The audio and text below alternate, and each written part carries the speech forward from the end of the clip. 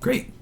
So let's go ahead and take a look at basic hand proportions. I've got a whole folder full of images here. Some of them are directly the same as your handout. Some of them are examples that I can use to draw from.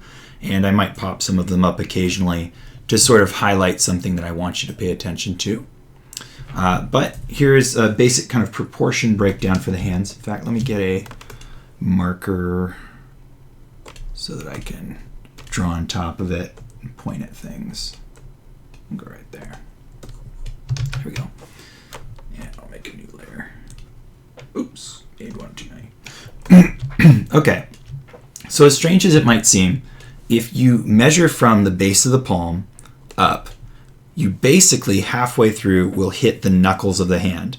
Although the knuckles make a sort of arcing shape, you sort of can approximate that halfway for the length of the hand is from the wrist to the knuckles. Take a look at your own hand, measure to make sure that that's accurate. Sort of imagine the entire space being the tips of the fingers all the way down to the wrist. Okay, so you got half fingers, half palm, right? If you divide that space in half, which means you got to follow each finger now, if you go all the way back to the knuckle area, that's going to be up here. Okay, so this measure doesn't necessarily work if you just look at where the fingers sort of pop out of the skin of the palm. It's a little further back than that. But if you measure from the actual knuckle location to the first knuckle of the fingers, and then measure all the way to the tips of the fingers, that's about halfway as well.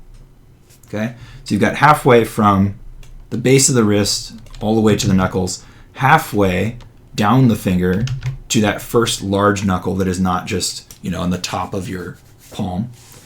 And then if you do that one more time, it's not entirely true, but it's a nice kind of mnemonic to remember. About halfway between those two is that second knuckle. Okay, so half and half and half and half, and you can basically get the finger proportions from that. It makes for a very, very easy way to remember them, even though if you look at your own hand, you might find that it's not 100% true. I tend to find that these smallest digits are a little bit smaller than the previous bone length, but that may just be on my hand. I haven't looked at everybody's hand, so I'm not entirely sure.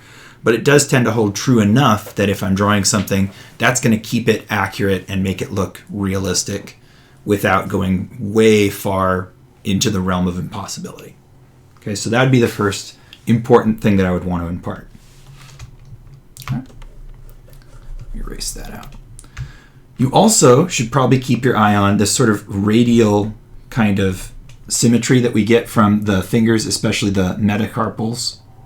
If we draw this sort of arcing lines from this center point of this wrist, this is basically the direction that these bones go in, and then sort of arc those up and around to create a sort of teardrop shape, and you can kind of get the rest of the directions of those fingers. If you're squeezing your fingers together, then make this completely like a football, like that. Okay, try to center them around the middle finger as well. That one tends to arc the least. Okay, if you're spreading your fingers out though, let me add that one back in. If you're spreading your fingers out, going beyond this line that is created from drawing a point in the center of the wrist to where your knuckles are, makes it look like your fingers are broken. So don't go beyond that line. So you could draw straight out, pointer finger about there is how far you could spread out. Pinky, same thing, about there. If you go beyond that, suddenly your finger is going to look broken. Okay, so try not to do that. So let me do that on the pointer finger side. See, that doesn't look right. Okay, this is the direction that it can go in, at maximum about there. Okay, so again, middle finger is probably not going to spread very much. Ring finger is going to go straight out in its direction. Pinky finger looks broken right now, although if you put pressure on it, you do get a little bit of extra flexibility. So if you were actually grabbing and moving that joint, you could probably achieve something like that. If it's just a person holding out their hand and spreading their fingers, probably stick to a line that would originate from the center of the wrist, something like this. To show that in a practical example, here's a woman spreading her fingers out. You can just see here, this is either the tendon or the bone. I think it's the tendon that actually sticks up through the skin. But you can kind of trace a straight line down to the center of the wrist, down here. And then if you follow that line straight down the finger, You can see each one of them originates right from the center there and radiates outward, including the thumb. Although the thumb does have a little hitch in the top of it, which is pretty typical as well. Okay, and this person is spreading their digits as far as they possibly can right now. Okay, pretty common for the fingers to tilt a little bit to one side or the other. So if you find that you do this and like your middle finger tips a little bit to the pinky side or maybe even a little bit to the pointer side, that's pretty normal. Also, even small injuries can change the direction of the joints and bones. So if you've ever hurt your hand somewhat, it's pretty common also that the fingers start to do some crazy things. Okay. The thumb is a sort of interesting case where if we start from that same point, we can, if we spread the thumb out, just draw straight out that way. But the thumb has a joint right here, and then it only has one more. So although I've divided this into this 1, 2, 3, that's not really accurate. I don't know why I drew it that way. We've only got one more here, and then we're done. So the thumb has one fewer bones than your other fingers, unless you're counting this one down here. Okay? So if you'd never realized that before, take a look at your thumb. You've got this outgoing sort of wedge on the side of your thumb, which is the first joint. And then you've got one knuckle on your thumb, and that's it. Okay, so I don't know why I drew these yellow, green, and dark green shapes, because that's wrong. Okay, it's actually here. Your thumb should be able to, if you rotate it from this position, your thumb should be able to just about meet or exceed the webbing of your fingers if you were to rotate it straight up. So it'll go just a little bit past the webbing of your fingers, or maybe just meet the webbing of your fingers depending on your hand. Okay, so that's a good way to approximate how long the thumb needs to be. Remember that this is the point of rotation for the thumb right down here for the most part, although this joint all the way down in here, that will fold the pad of the thumb over the palm. So it's a different sort of motion really, although it can collapse, but mostly think about this little outgoing jut as being the knuckle, the primary knuckle of the thumb. Okay. Do you have any questions so far? Just some basics? Was that no or yeah? No. Okay. One of the cool things they talk about when they're doing the demonstration in the Proco video is this little wedge here, which is something that I sort of forgot about until they mentioned it, that between your palm and your wrist, there's a kind of transitional shape that if you leave it out, it makes it not only harder to pose the wrist, but also harder to believably draw the wrist. So these are the carpals, right? The carpals of carpal tunnel, if you get that sort of repetitive stress injury. And really, they're just kind of a mishmash of a lot of different bones, kind of looking like a pile of pebbles, really. But they create the flexibility in the wrist that allows the tendons to pass through, the blood vessels to pass through, and they create a rounding effect on the back of the wrist. This can be really obvious or it can be really subtle, depending on the person and the pose. But it's a good thing to get in the habit of drawing that extra piece. So down here, I've color-coded that in purple to show that when we're coming in via the wrist, that piece will sort of create this extra little platform that sort of sockets into the hand. And if you want to think about the palm just to start out with, sort of think about like a shovel that would go rapidly out once it is, coming from the stem. So you could think of a shovel or a spade, and that would kind of give you the idea for the hand. In fact, a lot of cartooning kind of does something like this. You do have a sort of shelf on both the pinky and the thumb side. The thumb side, it's obvious that it's because of the joint. On the pinky side, it's really more for the fat pads and things, but there is a little shelf there. And so it's pretty important to provide that on both sides, as it will look very strange if you don't. You can tuck your thumb completely inside your palm to where you create a straight line going from your wrist up that side, but it's only just barely straight. There's still a little bit of fat that gets, pushed out to the side to ruin that line. You can sort of do that with your pinky side, but only by rotating your hand over to the right. Okay, So you're more likely to have more of a shelf on your pinky side than your thumb side, but the thumb side one is much bigger when it's a part of the pose of the thumb. Okay.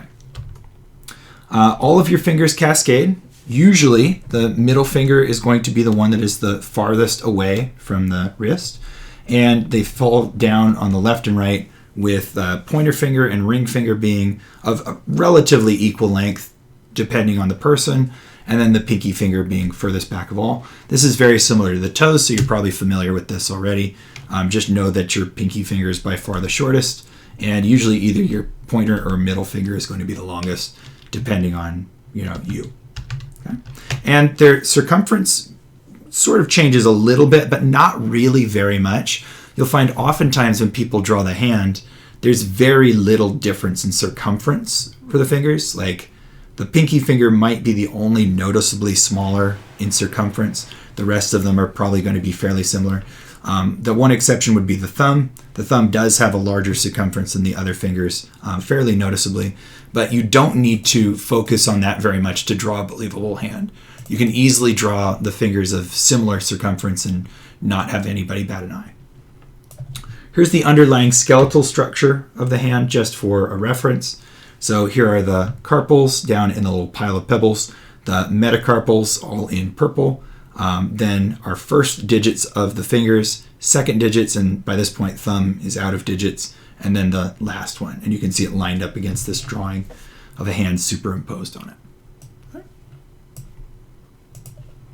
All right, taking a look at the hand from the side, slide over here.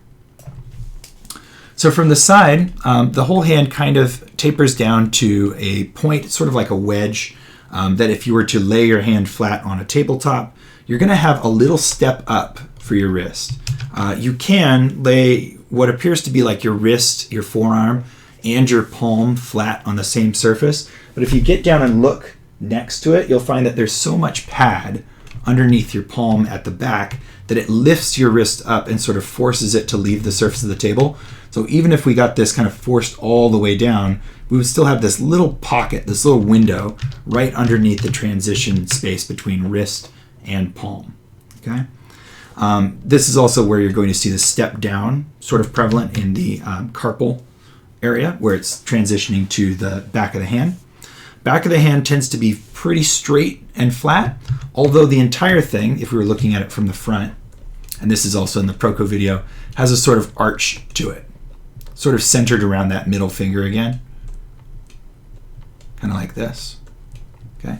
In fact, one of the only things that your metacarpals can do, so these larger ones, is to help flex the position of the knuckles. So you can sort of move your pinky in and out a little bit along with your other fingers. But if you just test really quick the flexibility of your palm, you'll find you can fold your palm, which is really just folding your fingers and that fat being pinched inside of it. You can spread your fingers a little tiny bit, and you can sort of warp the position of your knuckles by twisting those metacarpals a little bit. That's about it. Other than that, your palm is almost inflexible. Okay? The one big exception being the fat pad of the thumb, and that's mostly because you can move this joint inward, and that will fold that position. So with the combination of these knuckles, 1, 2, 3, 4, folding, and this one moving in, we can create the most distorted possible pinching palm position, which just barely brings it out of being a cube. Just barely, if you try that. Okay? That's sort of like doing the expressive Italian kind of speaking gesture. If you do that, that is making like a duck bill with all of your fingers and pressing your thumb into it. That's almost the most distorted your palm can get. Okay? Hopefully you know what gesture I'm talking about, since I don't have the camera. The Italian like thing that you do, like you're talking and you're Italian. Yeah, you know, you're like, you're doing this and all of your fingers are pinched up together and you've got your thumb over here and it's going like that as well. Like that one. Mamma mia. Yeah, Mamma Mia. That's the one. Okay. So looking down the hand then, as we go away from the wrist towards the end of the palm, you get a little bit of convergence in the shape, so a bit smaller up towards the top of the pad of the palm. And then as you go down the fingers, they can sometimes stair step. It depends on like how much knuckle you have, really. But really, they're just sort of gradually tapering down until you get to your fingertips, with a noticeable turn up in the tips of the fingers where the pad ends. Okay, but mostly just one big long line straight down like that is sufficient, at least for roughing in the shape.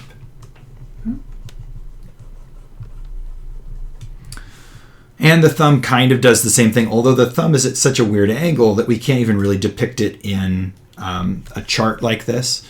The thumb position is sort of like if I were to draw the nail on about here. So it's sort of like 45 degrees tilted towards the palm.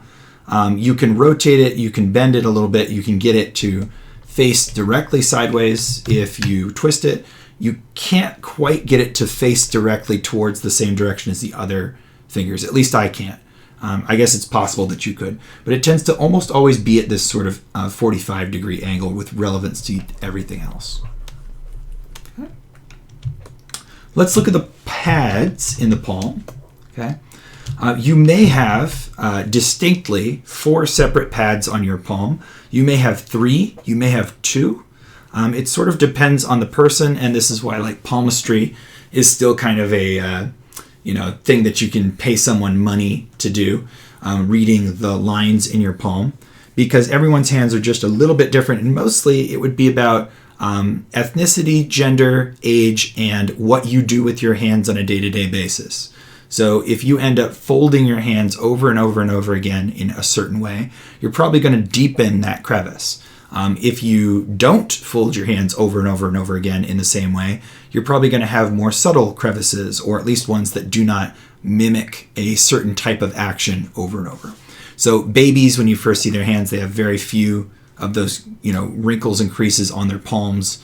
They develop them as they start to grow up. It's very interesting to sort of watch children's hands develop. But these are the most common patterns, that you can have a unified top pad and 2 on the left and right to create this sort of triangular shape in the middle.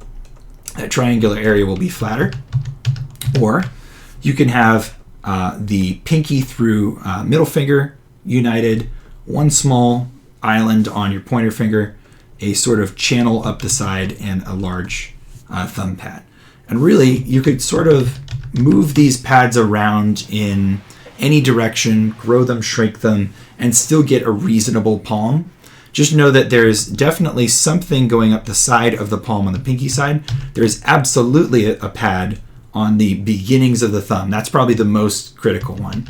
And then on the tips of the palm, right before the fingers begin, something is going to be wrinkling and padding up here, although it could be several different wrinkles. It could be one unified one, but more commonly you have this sort of gap between middle and pointer finger. Creates one of those lines that people who do palmistry like to read a lot.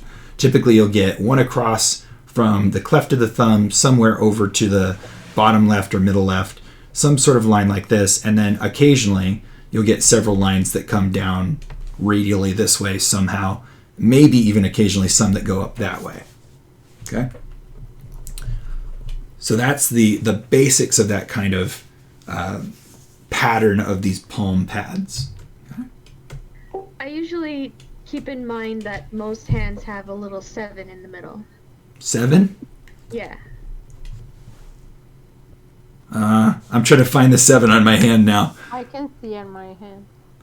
I don't. I have this, and this. Yeah, it kind of the middle one and the one that connects for the thumb always gives that like slanted 7. Oh, okay. I see it now. It does. I've also got, what is this, from pointer? I've also got that, too. Which is pretty prominent on me. It's like from the pointer finger down to the opposite corner for some reason. But yeah. Mine's like an M. An M? Oh, like this with like a couple like there? No, it has that slight 7, but my other line connects. Oh. I see what the, now yeah, actually I can see an M this way.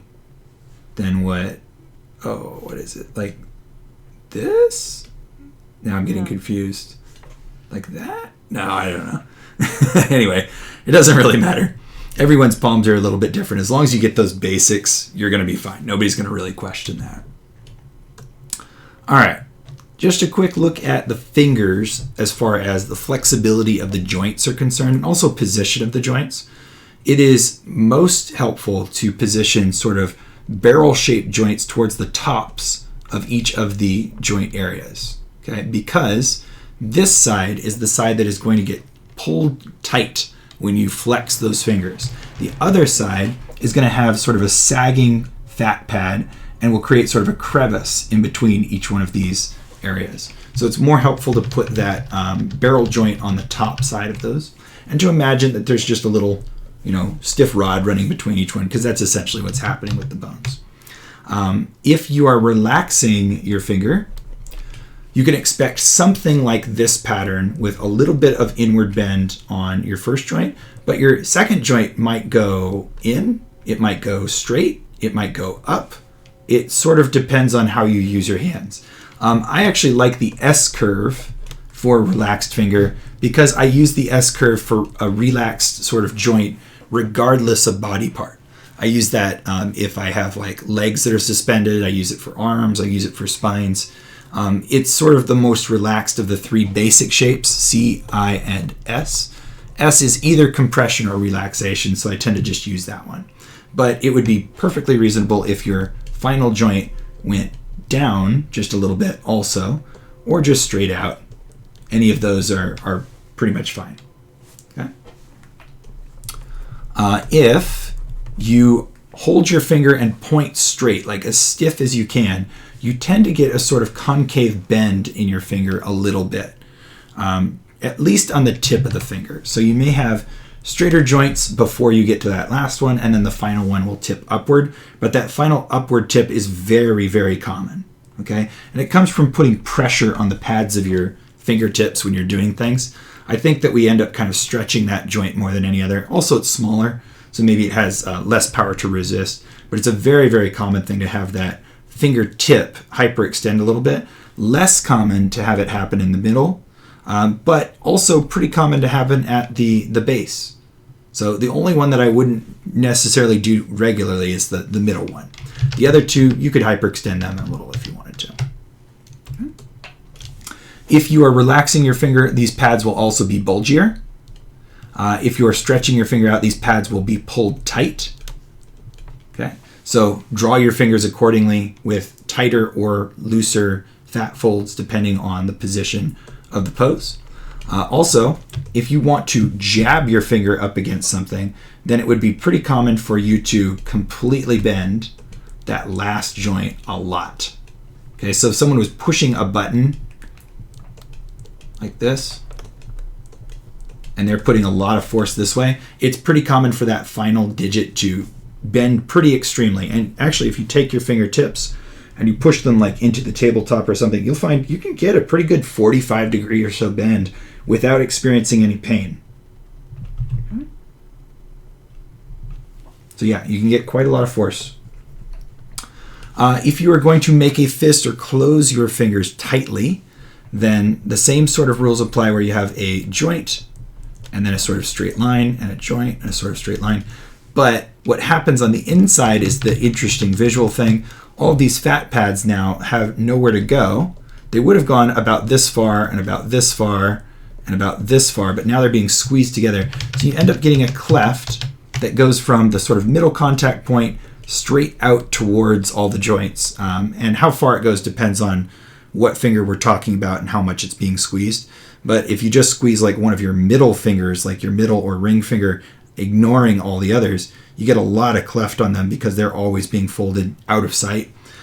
Pointer finger, probably a little bit less because there's an additional fat pad over here that's going to start competing. But you really do want all of these surfaces in contact as much as possible to create a sort of little X in there. Okay? Don't leave a gap inside. I actually left a little one. I probably shouldn't have. Don't leave a gap on the inside if you're trying to give a sensation of pressure. You absolutely can fold those surfaces right down to where they all touch. Okay. Same thing for fingers side by side. If you're trying to show the pressure of fingers side by side like in a fist, then squeeze them together. Squeeze them together so that the tops bend and the sides are flattened out completely. Okay? Really squeeze those fingers together to get a sensation that they're being pinched together like that. Okay? Like that. Any questions about any of that so far? Nope. Cool. Okay. This just caught my eye. That, right? That's the end of the ulna. That's the knob on your wrist for the ulna, pinky side. And radius would be over here, but there's not usually a bulge over on this other side. You may find on some people there is, but just to point that out. All right. So here, I did this a little bit earlier, just took a look at a picture and followed along with my general process for drawing hands. There are some examples here that I picked up from James Gurney's blog because he's a very accomplished figure artist and painter, and he was showing this sort of process of going from rough to finished.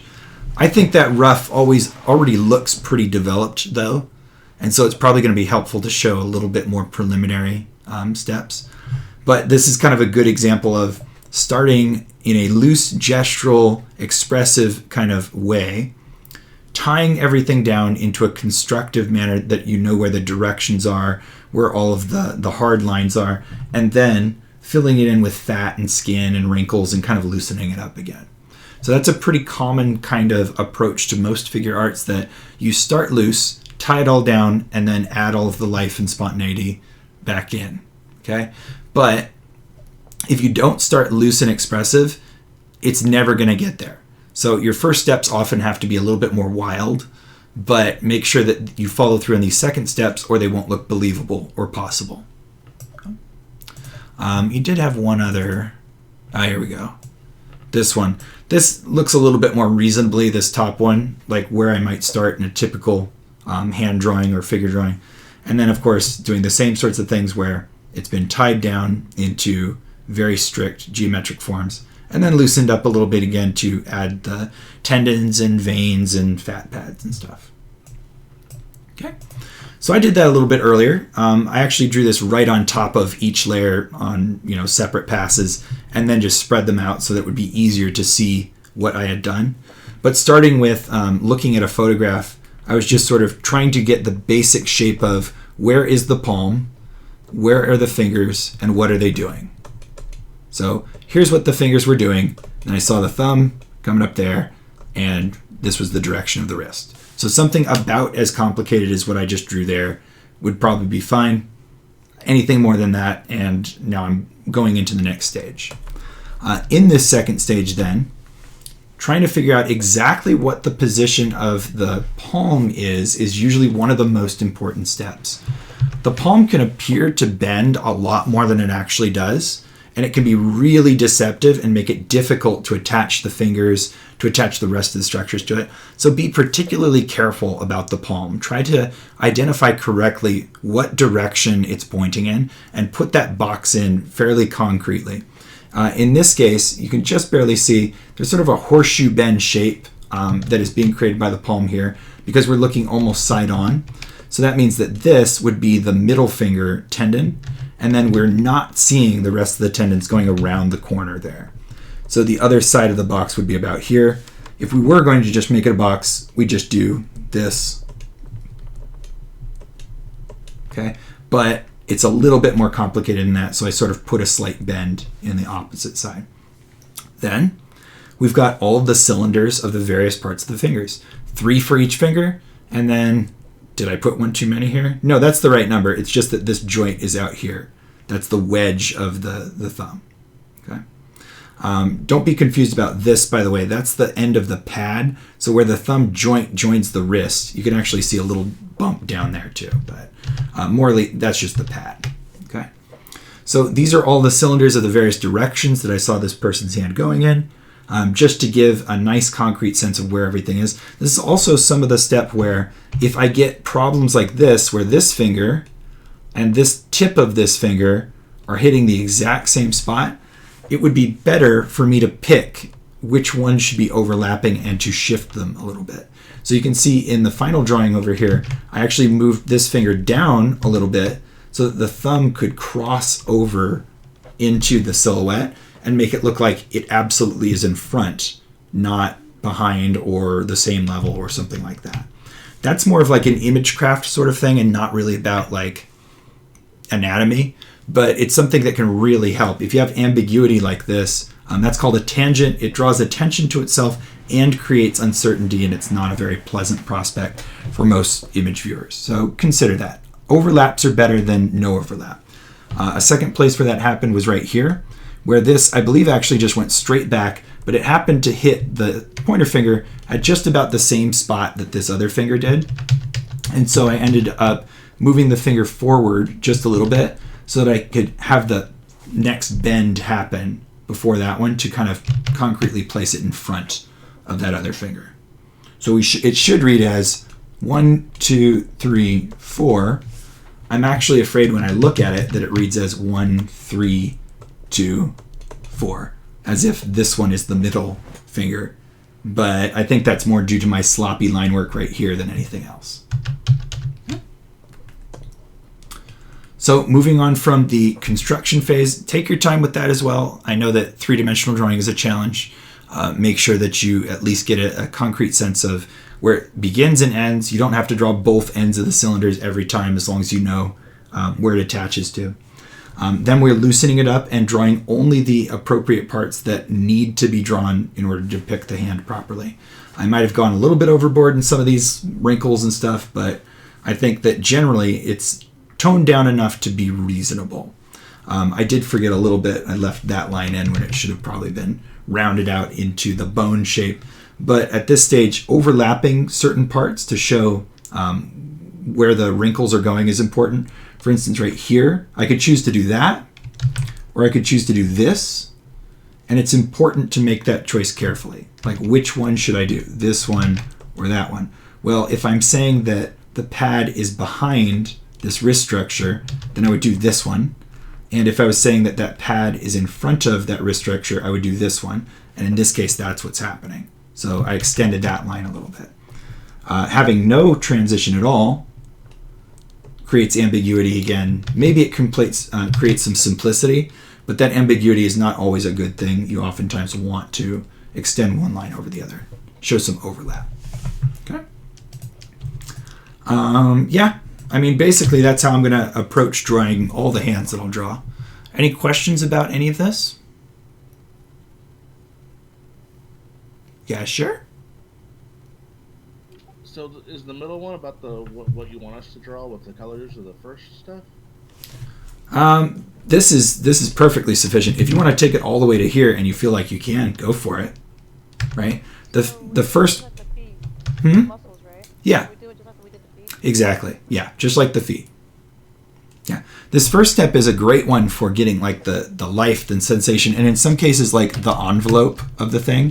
If you're going to check, how tall versus how wide, that sort of thing, it's a good thing to do in that first stage. But if you take it to the second stage, now everything is absolutely clear. It's robotic, but I can tell exactly what it is.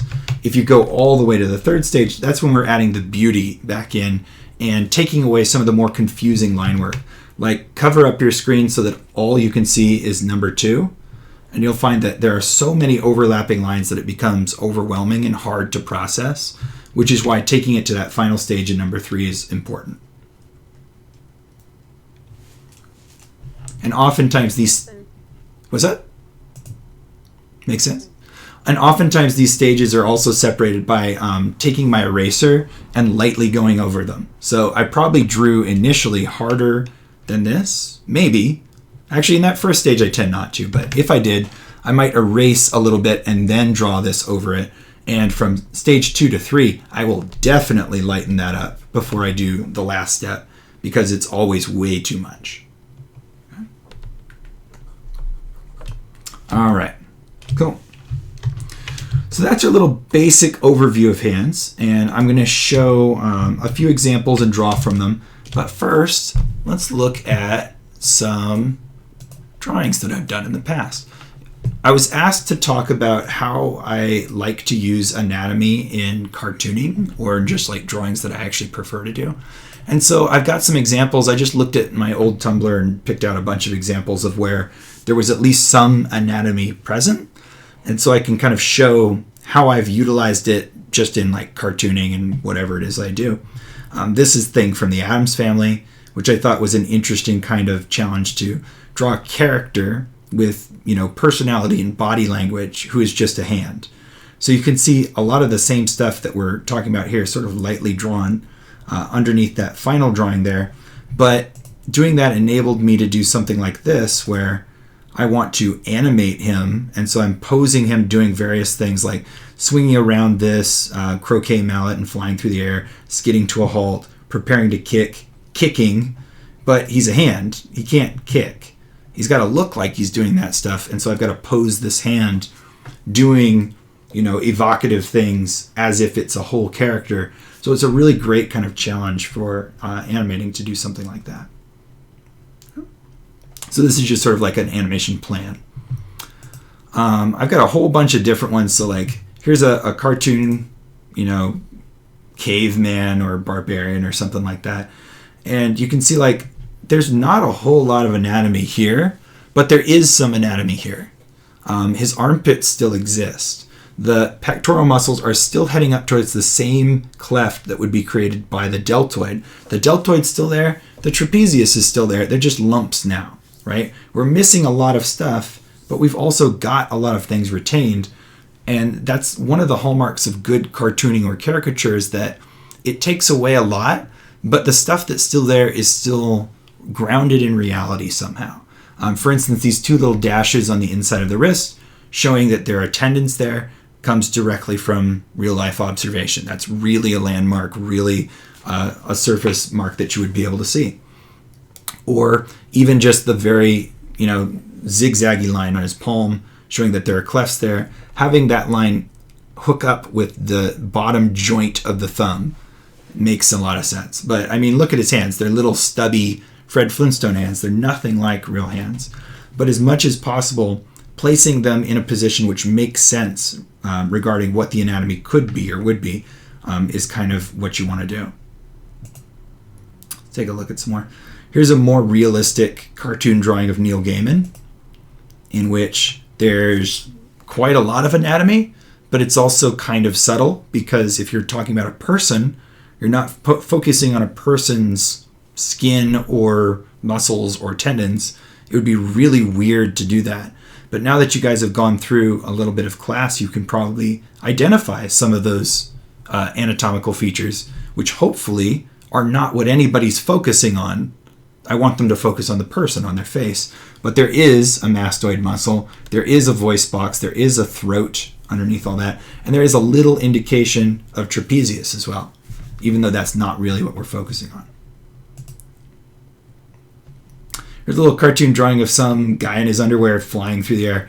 I liked it because there is a little bit of anatomy in it, despite how, just kind of basic this cartoon character is. You can see where there's like hamstrings and a line indicating that that's where the calf muscle is interacting with hamstrings. You can see little clefts above the butt cheeks where it's like that's where the sacral triangle is. You can actually find that there's a slight bulge on the bottom side of his arm towards the armpit, which would depict the tricep. And then for the bicep, it's square and bulging further down the arm. So even though this is a cartoon drawing, a lot of those same things that I've been talking about are still present, still being used, even though they're not really the showcase of this, to create this kind of schlub, cartoon character. Here are a bunch of like ruffian or pirate characters.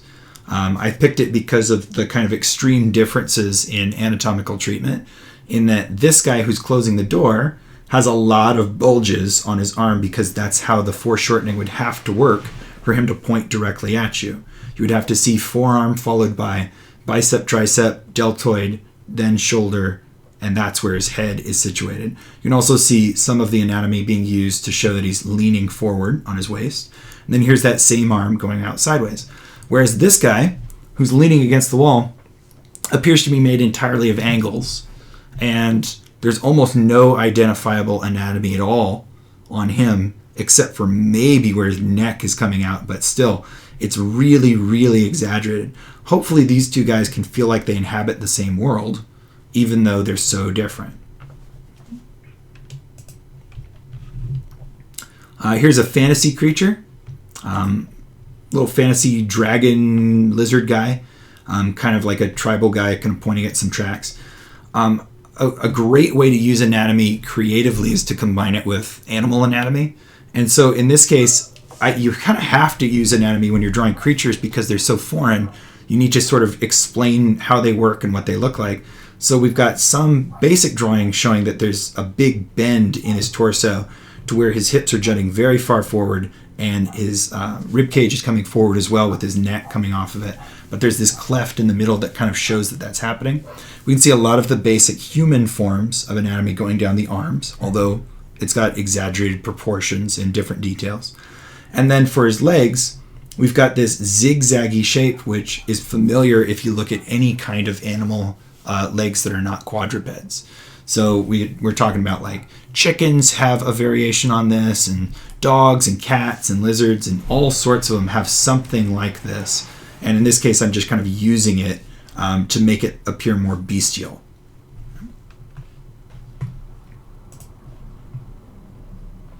Here's another example where I was drawing some friends' characters from a D&D thing, and someone made what he described as a muscle wizard, which is a wizard who is not smart and just kind of like intimidated his way through school and just makes like steroids all the time. So that's this character here. And it was important to show him with a lot of muscle because that's the joke. The joke is that he's this big, beefy, strong wizard who's an idiot and just smashes people over the head with his staff. So having some muscle groups here, some actual anatomical forms, makes a lot of sense and gives the sensation that this is like, you know, a fit character. This guy, on the other hand, has almost none because he's just a cartoon wizard. It said his name, Mogo, number 1. It's like it's a jersey. Like he ripped the sleeves off of a robe, and he has a black belt and nunchucks in his back pocket. I'm just remembering the description now of this character. He was ridiculous. He was my favorite. I loved him. Yeah. What's that? Oh, interesting character about this muscle wizard guy. Oh yeah, very funny. I did it entirely for jokes. Yeah. Yeah. So here's another instance where I'm using anatomy for caricature and cartooning, but not really in any kind of reasonable way, right? So there's anatomy here, but it is nonsense, okay? So like, look at that bicep. Where on earth is that bicep going? Where is it coming from? The answer is, I don't care. I'm making a funny picture, right? At what point does this wrist thin out to attach to the palm? Again, I don't care. I'm making a funny picture. That's all I'm doing. So some of it makes sense. Some of it doesn't. I'm only putting in as much anatomy as helps me like deliver a joke. And wherever it doesn't help me deliver a joke, I just ignore it entirely. So like, I don't know what's going on with his chest, except that it's big. What's going on with his stomach? He's got a big stomach with like warts and hair and a belly button on it. How does it attach to his hips? I don't care. What's going on with his knee and why does it look so sharp? Again, I don't care. I just want it to look like it's funny, right? So we've got, you know, teeny tiny ankles and like bulging calves and stuff like that. It's not ever really crossing a line to where it looks grotesque and impossible. And that's kind of a difficult line to walk sometimes when you're doing like really exaggerated cartooning. But it's possible, and especially when you have a lot of experience drawing human bodies and you're very familiar with it, sometimes you just throw all that out the window and just draw, and what comes out is reasonable no matter what you do, because it's hard to do it wrong once you've learned it right. Here's a character that has zero anatomy. There's just none. He's just a little round egg guy.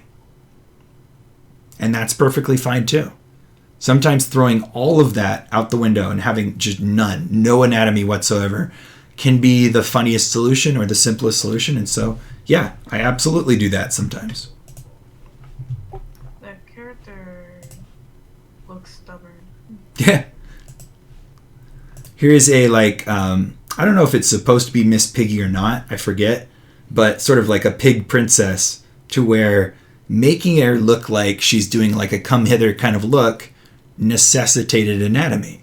And so there needs to be just enough to have her like showing like spilling out of the bodice and like having the shoulders at a certain angle and stuff like that. But beyond that, there's no anatomy. So we've got stuff happening in the neck, shoulders, collarbone, and a little bit like there's an indication that there's muscle creating a fold in the armpit over here. After that, it's just all straight or curvy lines for design's sake. Okay? So sometimes a little bit of anatomy is all you really need. I think I did, if I remember correctly, position her legs underneath the dress before drawing the dress so that the kind of folds and wrinkles that are happening still make sense based on where her legs are under there. But then again, maybe I didn't. I don't remember entirely. I think maybe I did. Here's another one of those fantasy characters from a different one. I think I singled this one out because although it looks like there's a lot of anatomy, there's virtually none. It's all just kind of basic character proportions and kind of like just stick limbs. This was a very skinny character, a female character, so I'm using like a knowledge of body mechanics and proportions, but there's not a whole lot going on in terms of like muscle groups, skeletal structures, that sort of thing. Maybe the knees, a little bit in the neck, but then again, it's like not even a human character, so it's all costume and just kind of basic proportions. Could that stuff be added on? Yeah, probably, but I don't think it would add anything to the drawing to add proportions on. I think it's mostly about attitude in the face and the clothing. So making sure that the, I don't know, hamstrings and the quadriceps are just fine. I don't think it would do anything really positive for this. On that last one. Yeah. Is it a woman? Why have eyebrows? Because she's a gnome. And I don't know why I thought they have big eyebrows, but apparently I did. Oh, man, it looks like a man, but it has like girls' hair and girls' eyelashes. If you say so, I think it looks pretty feminine to me. But maybe I didn't do it. What? Who is that? What? I said it has to be more like an elf because of the eyebrows. Yeah, maybe. I don't know. I really don't remember what I was thinking anymore. I still like them. I like the big bushy eyebrows for some reason.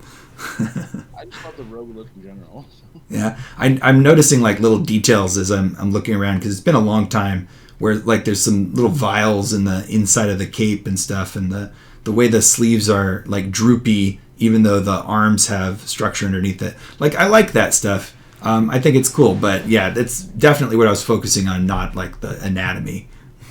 It kind of reminds me of Rumpelstiltskin from Once Upon a Time. Oh, That yeah? version of him Yeah. kind of has that reminiscent look. The clothing, I think, is what's making, and the short hair. Yeah. I know I had like the idea to make like way too large of a belt. Like this person needed a belt, but belts are only made in like human size. So it's way too thick and it's just cinched way, way down, which is kind of a funny detail now that I look at it. All right. So here's another way that I sometimes use anatomy. These are sculptures that I was doing, kind of learning Blender, learning how to sculpt in Blender. And I wasn't getting all the results that I wanted, and so I just took screenshots of them and then drew right over the top of them to kind of correct some of the forms. And also used sort of these plan view drawings to kind of see how it was I was going to approach these very, very exaggerated hands. I actually don't think the sculpture is done here because it doesn't look very good, but the drawings down here kind of show how I'm trying to achieve that kind of Popeye exaggeration in the forearms while still making it look like not gross and fairly realistic. I don't know what's going on with the little guy here, but obviously he's not very far along.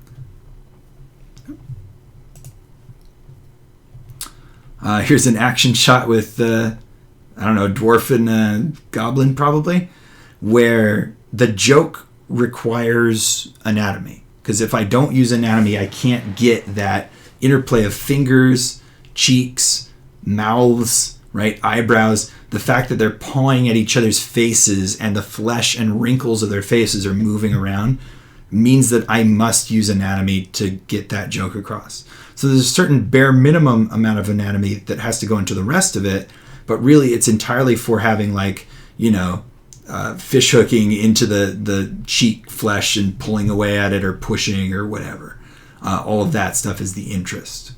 And I think I probably could have gone even farther of, like, having his thumb underneath the eyebrow and, like, pushing it way too far up and, you know, showing a little bit of bloodshot eye underneath that. Here's a cartoon drawing of a woman, obviously meant to not look very appealing, but using what I know about how age works, how fat works, how different anatomical forms are present on the body to give the idea of what's under that dress, right? Again, the joke requires anatomy. That if I'm not going to use anatomy here, how am I going to get across that this should not be very appealing to you, right? I have to do something like that. And it would be weakened if these were just random lumps all over the place rather than being the kind of fat and muscle structures that I know them to be. It makes the drawing all the more believable and familiar, which hopefully gives that kind of gross out impression that I'm looking for. Here again is a picture that has no anatomy at all, right? He's just a round pelvis, I guess, with a tube body and tube arms and little, you know, gumdrop fingers and long sausage nose. He's got, like, no anatomy at all. You don't need it, but knowledge of it will get me out of trouble when I need it. For instance, if we showed the back of this character, I think I would need to indicate scapula because of what he's doing with his arms, probably. Or if I had to show how his head attaches to the neck, attaches to the body, I'd probably have to start including more anatomy at that point. Or probably this big bulging, like, pelvis, and I don't know why I did that. If I had to start posing this character in different ways, I'd probably have to start doing something here to show how hip bones are working or whether or not they're fully just capable of moving all over the bulb shape down there. Okay? When you say anatomy, so you're not referring to the arms and legs and hands? No, because an arm can be a tube or a rubber hose or a stick, but an arm has anatomy when it has bones and muscles. Okay. Right? So he has no bones and no muscles. Like, as far as I can tell, I'm not seeing a single one. Yeah, not really seeing any. I could add them, but it wouldn't make the joke funnier. It wouldn't make the drawing better. And so I don't. But in order to explain things, sometimes we're going to need it. Like, his knees come very close to having a patella. They don't really, but they come really close to it. And maybe that would be necessary. Maybe I could have added a little bump here to make it a little bit more charming. Then that would be an example of adding some anatomy. Whereas in this case, there's anatomy everywhere.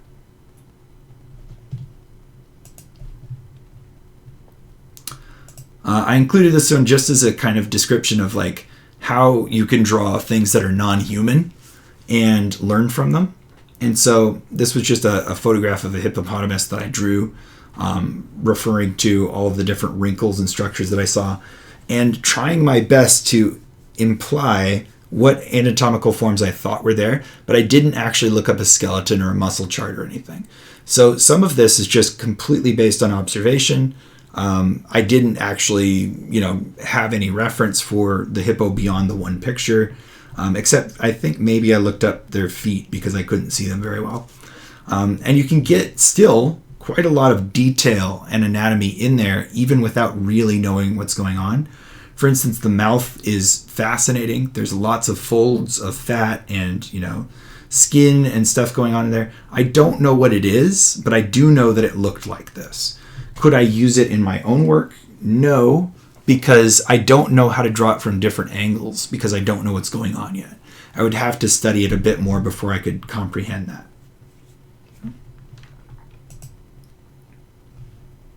I also included this to show like this, I mean, this is not anatomy, right? This is just pasta. But it's pasta that has a lot of organic shapes similar to what I'm doing in anatomy, right? We've got tube forms, we've got fat folds, we've got wrinkles, we've got twisting things, bending things, pinching things. All of that stuff is happening on a human body all the time. And so sometimes drawing something that's objects instead of people could probably be a better way to practice that stuff. This is some of the reason why we draw cloth and fruit sometimes, because it takes away from that personal nature and makes that a little bit easier to comprehend. So doing something like this is practice for when I want to do like a gross out humor thing or draw a hippopotamus. Okay, it's just a much simpler way to practice that. Here we've got a very cartoony head at 3 different stages of life, which I did just kind of as a test to see if I could make it appealing and reasonable within all 3 of those, where the one on the right is the youngest and has the least amount of, you know, facial wrinkles and bulging parts and sagging bits and stuff like that. And then the middle one has a medium amount and the last one has the most. Okay, so sort of a study of how aging changes the face over time, what parts grow, what parts don't, where things lose their fat and elasticity, where things bulge, where things wrinkle, where things sag, in order to age this character. And I thought it was a really fun thing to do.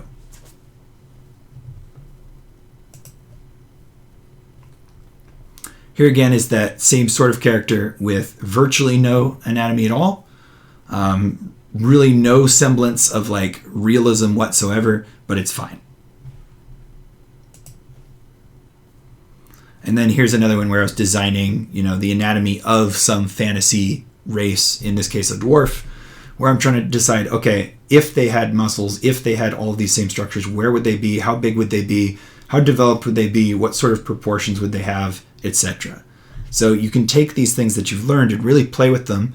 And in some cases, I'm ignoring some very real anatomy, and in some cases, I'm adding probably much more definition that would be reasonable on an actual person. Then finally, like, because this is my favorite thing, is just kind of making like funny pictures and things that are amusing. This is how I would use anatomy, is just to like make this really stupid romance novel cover.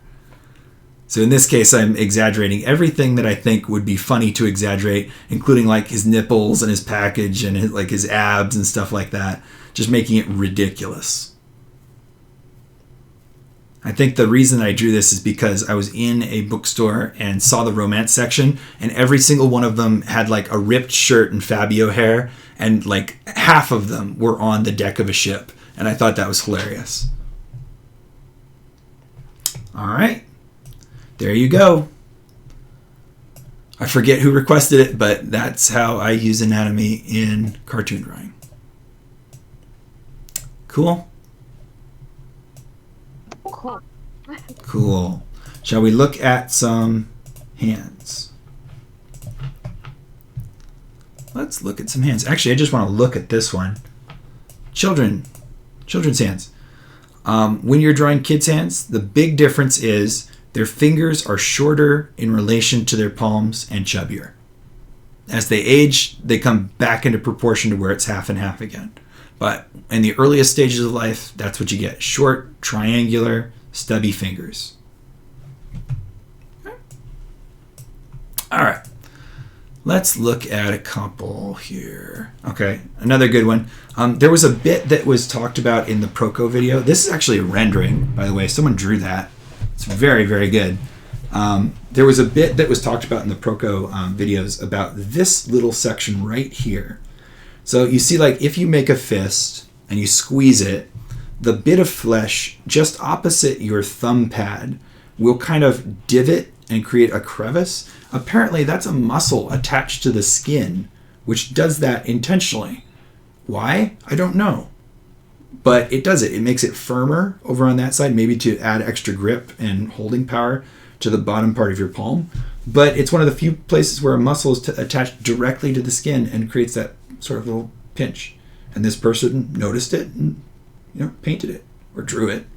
I actually don't know what medium they're in. You can see the three-dimensional shape of each of the finger bones turning in different ways. You can see pressure, one object against another. You can see wrinkling and tucking. Lots of great stuff going on. All right. So I got a couple here. Let's see. This one's stock photography. This person is making a fist the correct way. If you're not aware, if you put your thumb inside your fingers and make a fist, you're asking to break your thumb. So never make a fist that way. Always make the thumb on the outside of the fingers. He's also gripping about as hard as he can, and you can tell that because of the coloration in the skin. Typically, you're going to get a yellow coloration where the skin is being pulled tightest, especially over bone, and you're going to get red where blood is pooling because it can no longer circulate. So if you get red and yellow blotches, then that shows that there's a lot of force being applied. So he's clenching his fist quite hard, and you can even see it against the thumb here, against the fingers. Okay. Notice that the fingers are not parallel to each other. They're not all going straight. If you clench your fist and you take a good hard look at it, you'll see that there's a sort of cascade of your finger direction, even when you're holding in a fist like that. You can make them parallel, but it requires far less pressure. If you exert the most pressure, your small finger sort of tucks into your palm, and your big finger is kept further away because there's more fat and material being pressed up near the top of your grip. And so that's why we get this. A couple more. Oh, we already did the outstretched hand. Here we go. You can also see the dermal layer turning yellow here because of stretch. Cracking your knuckles like this or interlocking your fingers can show some of the extreme bend that you can get from your finger joints. They can go back quite a ways before you experience pain, but it also makes it look like your palm is bending, and really it's not. It's the joint, right? This joint, this joint, this joint, this joint is stretching out these pads to make it look like the palm is bending back. The palm is not really bending back. Okay, the palm is still a big box right here and here.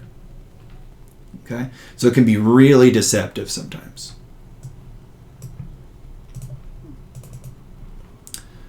And I've got this one just because it's an intricate kind of interaction between two different hands where they're cracking their knuckles, I think, the inward way by cupping one hand in the other and pressing with the thumb. You can kind of see some places where there's pressure happening right here and an extreme bend in the fingers. And there's that X shape that I was talking about. Okay, and lots of different directions. Okay, cool. All right. Should I draw hands from imagination or from pictures? Pictures. From pictures. Should I use some of the pictures I just showed, or should we look for some? Look for Anything. Anything. All right, how about that one? Is that a mannequin? It's too simple. It's too simple. The fingers are like cascading. You want like something like that, huh? Yes. Fine. All right, hang on. Let me download that one. Making it hard on them. Oh, it's fine. All right. Shrink that down a little bit and place it over to the side. And let me get my pencil and an actual pencil color. There we go. All right. So first, what do you see? Right, two hands. This one, right? This one looks pretty flat and straight. I'm not seeing a lot happening except for there appears to be a bend in a different direction at the wrist. The other one, it's really tough to tell, right? We've got joint, joint, joint, joint. So I think that the box of the wrist is like going this way. Something like that. Okay, so that's what I'm going to attempt to draw because it's what I see and it's what I think is happening. And because of the angles of the fingers, like this, if I kind of trace all of those back, I kind of think that the middle of the wrist is somewhere around there, which kind of seems about right because I see wrinkles down there, and then the rest of the arm is heading down in this direction. So that's kind of what I'm guessing at. You can also see the bump on the pinky side of the ulna bone. Oh, right here? Yeah. Yeah, you can. Okay, so the wrist is just about there. Cool. Let me zoom out just a tiny bit so I can see it as I move over here. So very first thing, I'm probably just going to try to get the envelope of what I see. So I see like the fingers doing something like this. We've got 1, 2, 3, 4, something like that. And then the other one sticking out fingers 1, 2, 3, 4. And then this hand comes back pretty straight, thumb sticking out over there, and then wrist coming down. And I might exaggerate the wrist just a little bit to make it work better. And then same thing with this side. I do see the forearm heading back in this direction. Let me see if that works for me. Yeah, that basically works for me. I have no idea where his thumb is. I think his thumb is probably down on this side, like exerting pressure underneath or something. So I'll assume that that's what's going on. So something like that would probably be my first rough pass. Okay. Then I'm going to try to break this down into shapes that I can actually recognize because it's really, really chaotic. And I'll start with that one because it's the hardest bit. I need that to work before anything else. So I do see knuckle, knuckle, knuckle, and knuckle there. And I do see that's probably the end of the hand over in this side. So something like this underneath all of that is what I'm seeing as like the palm. Something like that. I want to make sure I get the same direction here. Yeah, something about there seems close enough. Yeah, I scooted the pinky down a little bit too far. It should actually be like up there. So I'll erase that a little bit. Okay, so that'll work.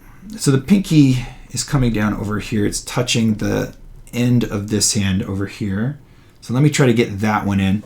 To decide whether or not this hand is coming towards us or away from us, I want to say this one we can see a little bit into the wrist maybe.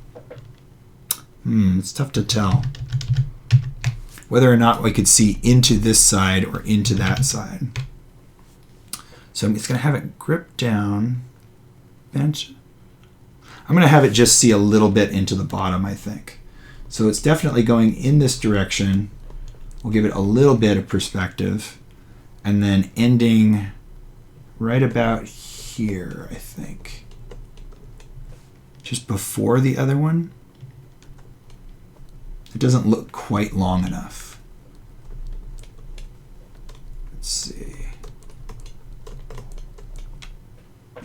See, the other one looks so big how I drew it. I think I have to make this one a little bit larger. Go down to about here. Actually, once the perspective is on that, that kind of looks okay. All right, am I seeing the bottom of the top? I think I'm seeing the top, but I'll just leave it as is because we're not really getting a lot of that mid-back bend of this hand. Not at this angle anyway. So about like that will do. Okay, so now let's see. We can see, right, the ulnar bump right there. I'll just put a little circle in to indicate that. We definitely see the transition shape for the wrist here, which is happening right about in this area. Bring it up a little bit, and then it's going to round out. And, well, their forearm is going at slightly a different angle than what I drew, so let me adjust that just a bit. Right about there. Okay. See, I'm drawing darker now, so that I'm trying to save the kind of impressions that I'm getting as I'm moving forward. Okay, we do have a really, really exaggerated thumb. I want to check based on where other parts are. So it's about that high up. The thumb kind of goes over the knuckle just a little bit, right about there. And I didn't really rough it in, so let me go ahead and rough it in now. Right about here. Something like something like that to just rough that in. Okay.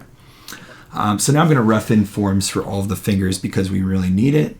Let's start with the bent ones. So this finger comes down to about here. Appears to have two bends sticking out, big knuckle, and comes about straight back. Going to attach somewhere around there, but we'll wait for that. All right, second one is coming down at a slight angle, pinching just to the side of that one, and appears to be kind of straightening out. It's right about here. Something like that. Third one, starting to come towards us in perspective. In fact, almost completely straight. I'm going to give it a slight downward bend, and I can see both of these two right there. Okay, so this one's coming about here. I'll straighten this one out a little bit as well, about there. And then finally, pinky seems to be wrapping the opposite direction.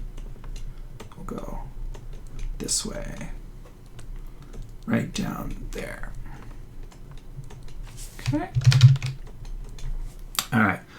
So then between those, so we got 1, 2, 3, 4. Do they look ridiculous? No, they look about right. But we're definitely going to have weird stuff happening as all the other fingers are stretching out between. This one's the least important because it's not really interacting. So I can just going to stick a tube on there, call it a day for that one. Just there. Okay. Second one. So that's coming from about here, and it's sticking in between. So we got to make sure to get that interaction. Something like this.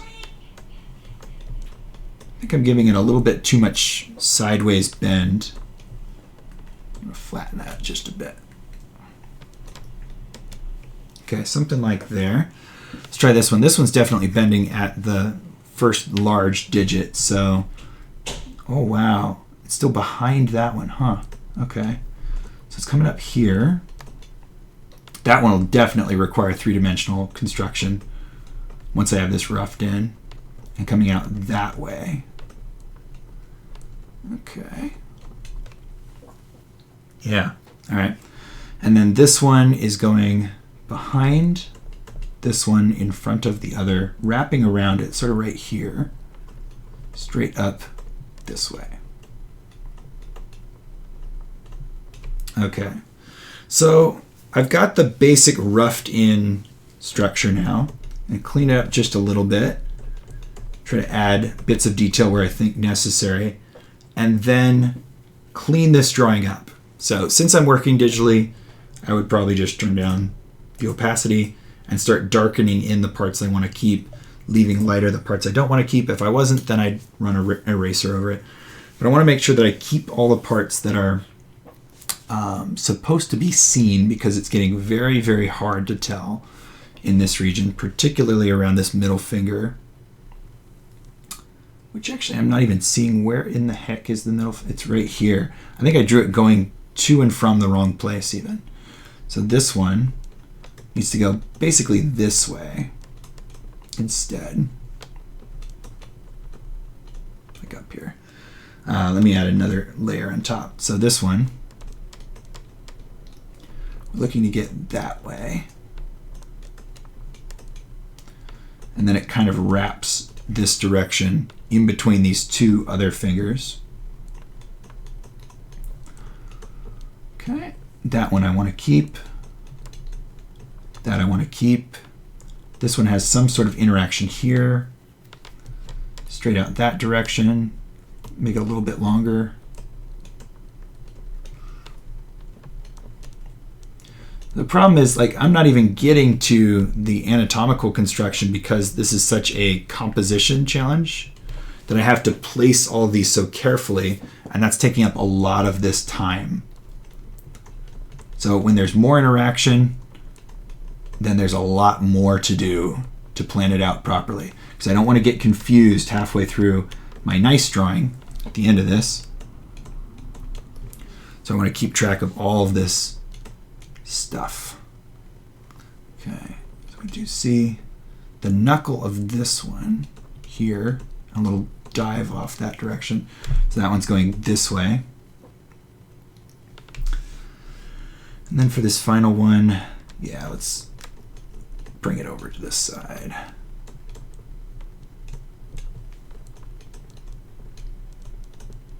I brought it over a little bit further because it makes it easier to tell where it's going. Although, well, now I'm looking back over here, we can actually see it join the rest of the hand right there, which is kind of a nice detail, so I'll include that. Okay, last one up here, the pointer finger. We've got like 1, 2, definitely needs to stand way out there. That's fine. A little bit more knuckle. Okay. And I'm letting this one have like a stranglehold on it where it's like doing the stair-stepping kind of wrapping action. Although it seems to, yeah. Boy, that one's really tough. So the angle I've chosen, I kind of need to wrap it around that direction. Okay. What did I miss?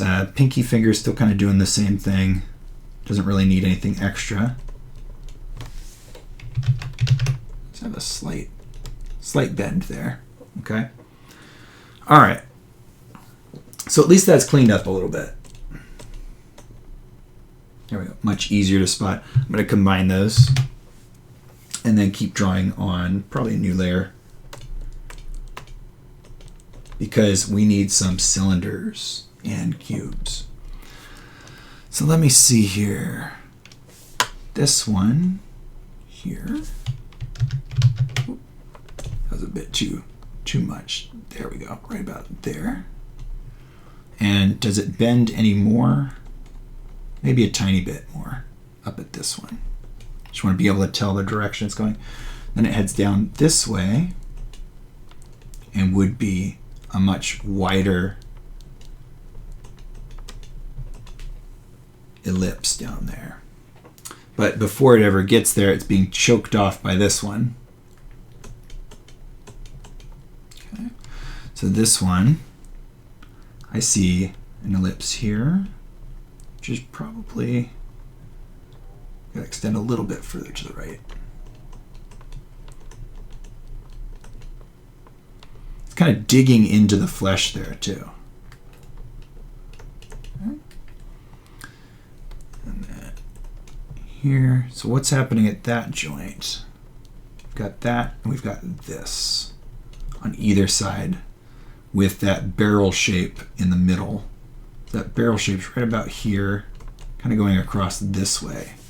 That joint shape. And you would always loosen this up by the end, so, you know, put the barrel shapes in wherever you feel they need to be, but then probably we're going to loosen them up. So there would be one here too. I'm going to continue erasing away parts that I don't need to see. All right, so then also here, this one is almost turned 90 degrees to us, but this side isn't. We got another barrel shape right there. And it is visible right where it trades off there. So the flesh pushes around this direction. This one pokes out right in front of it. Oh, we need them to overlap a little bit though. So this one would go here. This one would go there. That's enough. Okay. And another one here. Kind of that barrel shape. Maybe a little bit less. And the rest of the finger coming this direction. Okay.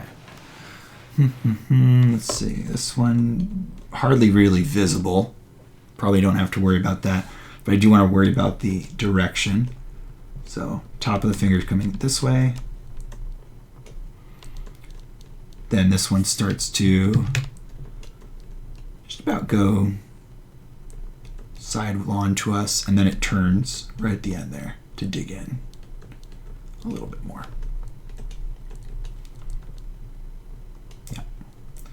But this one's just about parallel to us.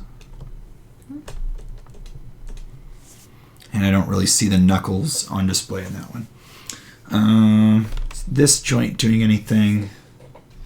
No, but I could make it. I can make it do something. So this one's coming down about like this. And I could bend it up just a little bit if I wanted to. Give it a little bit of pressure.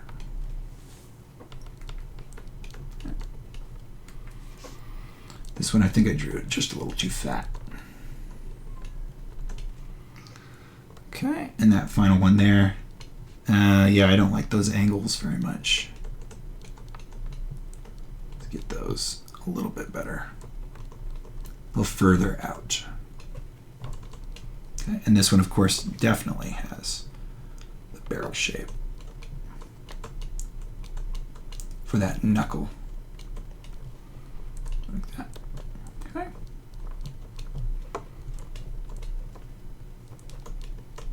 And that one's mostly hidden, so we don't have to worry about that too much. So it's almost like I'm building robot hands first. There's kind of a way to think about it. I almost feel like I should have two different pencil colors, one for the right hand, one for the left hand, to keep this straight, because it's very hard to tell. Okay. I could bend this one this way just a little bit.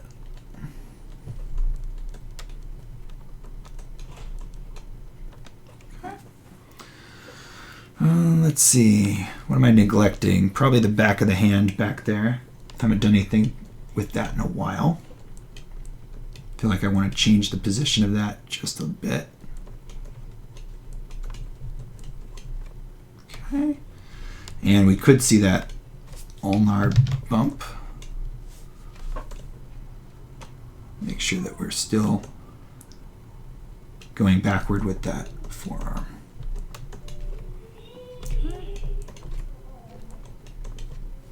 Cool. And over on this side, there's the ulnar bump. We have sort of a bend in this side. Oh, we need tendons for sure. So tendon, gonna come back to about here, I think. Definitely have one here. And for the middle finger. The other ones we don't really see. Just put a little indication in there. And then also this one. It's very easy to spot. Okay. Fill in this. That one is really, the thumb one is really poking out. Yeah, that thumb's going crazy. Also going away from us just a little bit, so I want to put the wrapping line to indicate that. You scared the crap out of me, by the way. I forgot anybody was here. I'm like just talking to myself. Big bump there.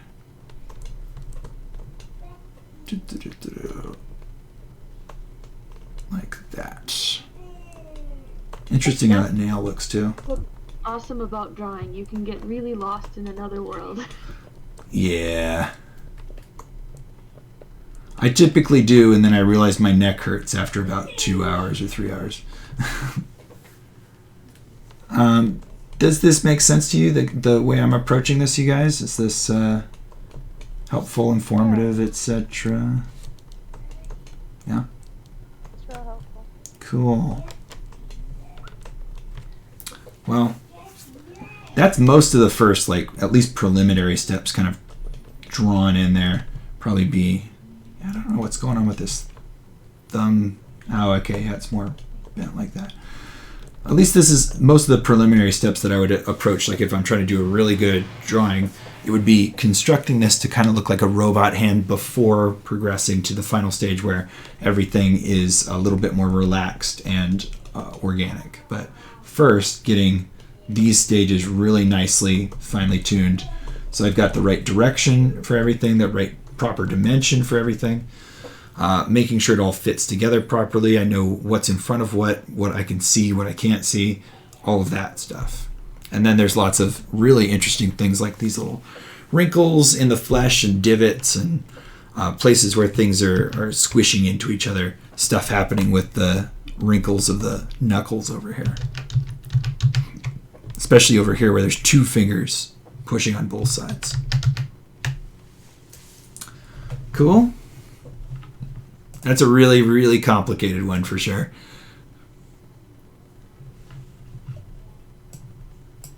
Yeah?